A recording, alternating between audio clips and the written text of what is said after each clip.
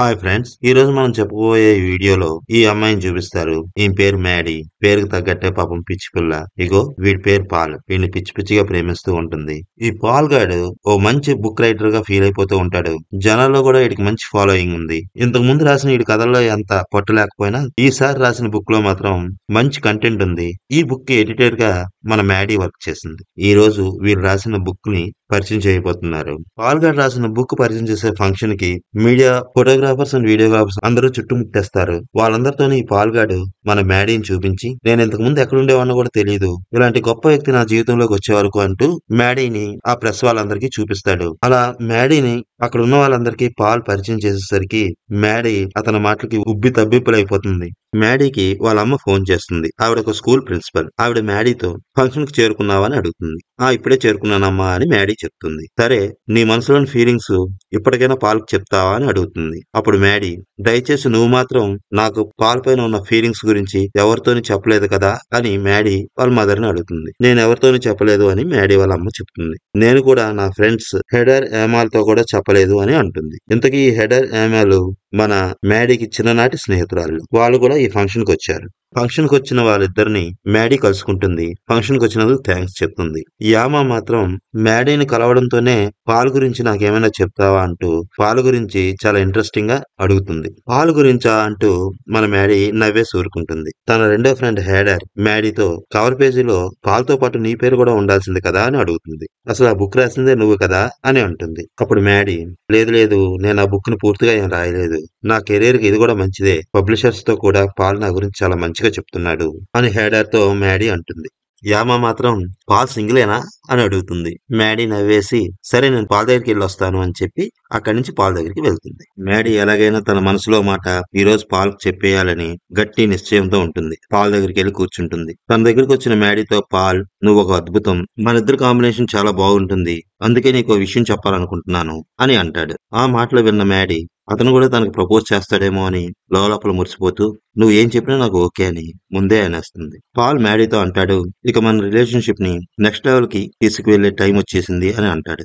ఓహో, మ్యాడీ మనసు ఉబ్బి తబ్బిబ్బైపోతూ ఉంటుంది. మ్యాడీ, పాల్ నాకు అసలు మాటలే రావట్లేదు, నాకు మనసులో అదే ఉంది అని అంటుంది. అప్పుడు పాల్ సీరియస్ గా మొహం పెట్టి, నా నెక్స్ట్ బుక్ కూడా నాతో పాటు నువ్వు వర్క్ చేస్తావా అని అడుగుతాడు.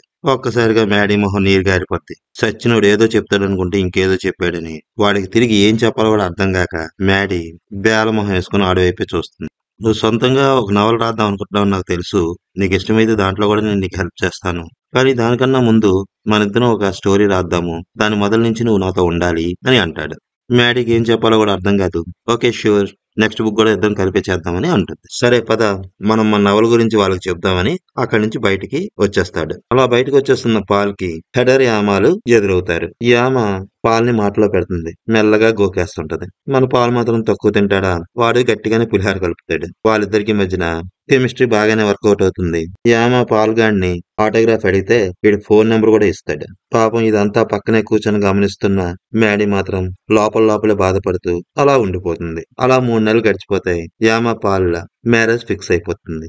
ఆ పెళ్లికని ఫ్రెండ్స్ అందరూ కలిసి ఐర్లాండ్ వెళ్తారు. అక్కడ ఎయిర్పోర్ట్ లో మ్యాడీ బ్యాగ్ మిస్ అవుతుంది. సేమ్ తన బ్యాగ్ లాంటి బ్యాగే వేరే ఒకటి తనకు కనిపిస్తే అది తందే అనుకొని తీసుకోబోతుంది. వేరే వ్యక్తి ఒక అతను వచ్చి ఈ బ్యాగ్ నాది అని మ్యాడీతో అంటాడు. మ్యాడీ మాత్రం కాదు కాదు ఇది నా బ్యాగ్ అని అతనితో వాదిస్తుంది. తర్వాత కొంతసేపటికి ఆ బ్యాగ్ తంది కాదు అతనిదేనని మ్యాడీకి అర్థమవుతుంది. అతనికి సారీ చెప్పి అతని బ్యాగ్ అతనికి ఇచ్చేస్తుంది.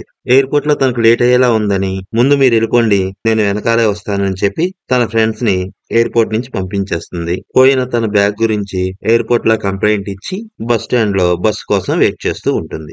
బస్ లో మ్యాడీకి ఇందాక బ్యాగ్ కోసం గొడవ పడిన వ్యక్తి కనబడతాడు. అతన్ని పరిచయం చేసుకుంటుంది. అతని పేరు జేమ్స్ థామస్.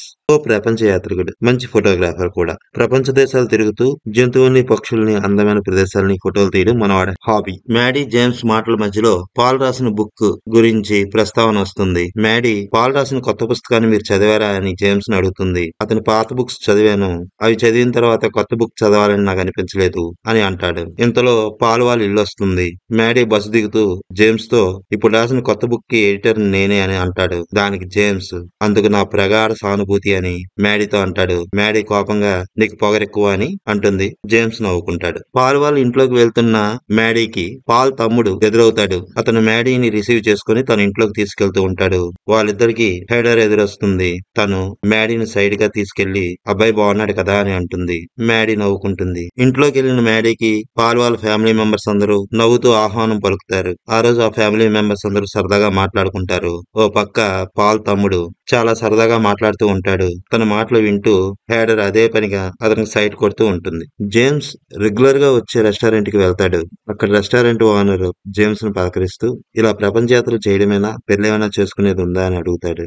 దానికి జేమ్స్ నవ్వుతూ ఇంకా టైం రావాలి కదా అంటాడు. సరే అయితే ఇగో నీ రూమ్ కీస్ అని అతను జేమ్స్ కి రూమ్ కీస్ ఇచ్చి ఇక్కడ ఉన్నన్నాళ్ళు తిరగడానికి తన పాత కారును కూడా ఇస్తాడు. పాల్ వాళ్ళ ఇంట్లో మ్యాడీకి ఒక రూమ్ ఇస్తారు. ఆ రూమ్ లో పాల్ యామాలు కలిసి దిగిన ఓ ఫోటో ఉంటుంది. ఆ ఫోటోను చూసి మన మ్యాడీ కొంచెం మూడ్ ఆఫ్ అవుతుంది. మ్యాడీ దగ్గరికి హేడర్ వచ్చి మనం పెళ్లి జంటతో కలిపి పిక్నిక్ వెళ్ళబోతున్నాం, రెడీగా ఉండని చెప్తుంది. ఈ ఐదుగురు కలిపి పిక్నిక్ కి వెళ్తారు. పాల్ యామాలు ఒక బోట్ లో కూర్చుంటారు. పాల్ వాళ్ళ తమ్ముడు హేడర్ కలిపి ఇంకో బోట్ లో కూర్చుంటారు. వాళ్ళు మ్యాడీని వాళ్ళ మధ్య కూర్చోమని పిలుస్తారు. సరదాగా బోట్ షికారు చేద్దాం అంటారు. కానీ మ్యాడీ మాత్రం వాళ్ళతో వెళ్ళడానికి ఇష్టపడదు. మీరు వెళ్ళండి, నేను ఇక్కడే వాకింగ్ చేస్తానని చెప్పి వాళ్ళని పంపించేస్తుంది. ఆ ప్రదేశం చాలా అందంగా ఉంటుంది. మ్యాడీ అక్కడ నడుచుకుంటూ కొంచెం దూరం వెళ్తుంది. ఇంతలో మ్యాడీ వాళ్ళ మదర్ నుంచి ఫోన్ వస్తుంది.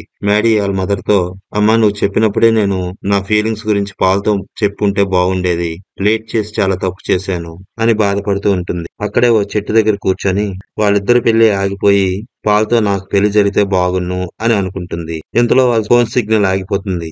మ్యాడీ ఫోన్ డిస్ప్లేలో ఎవరో మనిషి కనబడుతుంది. మ్యాడీ వెనక్కి తిరిగి చూస్తుంది. అక్కడ ఒక ఆవిడ మ్యాడీని పలకరించి ఇప్పుడు నువ్వేదో కోరుకున్నట్లున్నావు అని అంటుంది. అప్పుడు మ్యాడీ లేదు అదేం లేదు, నేనేదో పిచ్చిగా ఏదో అనుకుంటున్నాను, మీరు వింటారనుకోలేదు అంటుంది. అప్పుడు ఆమె లేదు నీ కోరిక నేను విన్నాను, ఏం పర్వాలేదు కోరుకో, దీన్ని కోరికల కుర్చీ అంటారు, ఈ కుర్చీ మీద కూర్చొని ఎవరేం కోరుకున్నా ఆ కోరికలు తీరుతాయి అని అంటుంది. మ్యాడీ అభిప్రాయం అదేం లేదు, నాకు అలాంటి కోరికలు ఏం లేవు అని అంటుంది. అప్పుడు ఆమె ఏం పర్వాలేదు, కోరికేగా, కోరుకో, తీరితే తీరింది లేకపోతే లేదు అని ఆ కుర్చీ మీద కూర్చోబెట్టి మ్యాడీని కోరిక కోరుకోమంటుంది. మ్యాడీ ఆవిడ చెప్పినట్లుగానే ఆ కుర్చీలో కూర్చొని పాల్తో తన పెళ్లి జరగాలని కోరుకుంటుంది.